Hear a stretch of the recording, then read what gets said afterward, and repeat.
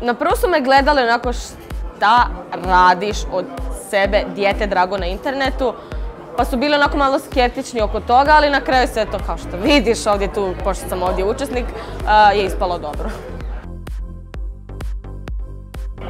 Video s kojim sam, ajmo reći, dobila malo više pretplatnika je bio sa dečkom koji je ovdje inače iz Srbije. On ima preko 400 i nešto tisuća pogleda, to mi je najgledaniji video i da, tu je u stvari krenulo to nešto. Bože moj, oprosti. Znači stvarno, ja još uvijek ga imam spremljenog doma, ali na privatnom je naravno i gledam ga samo u svrhe kada sam ili bolesna ili u teškoj depresiji da se razveselim, da sada to više nije tako.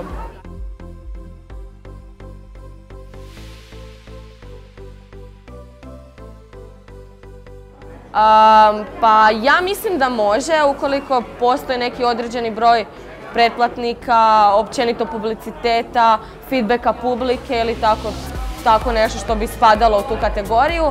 I pa ovisi naravno mjestu na kojem živite, na primjer u Americi bi to bilo puno lakše nego na Balkanu, ali da definitivno može se živjeti.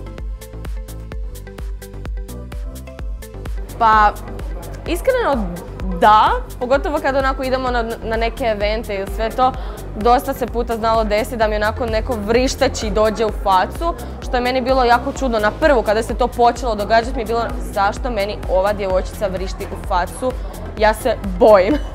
I da, ali mislim sad sam navikla na to, bilo je i do plakanja i smijanja i svega, tako da navikla sam, tako da. Jesam, zato što mi je u nekim trenucima bilo jako teško i više osjećala sam se kao da sam u kutu, nisam znala gdje i tu je bio pritisak od škole, od ljudi koji me prate zato što nisam mogla redovito da objavljujem videe i jednostavno sam bila u fazonu ne mogu više, ovo prestat ću, ali nisam.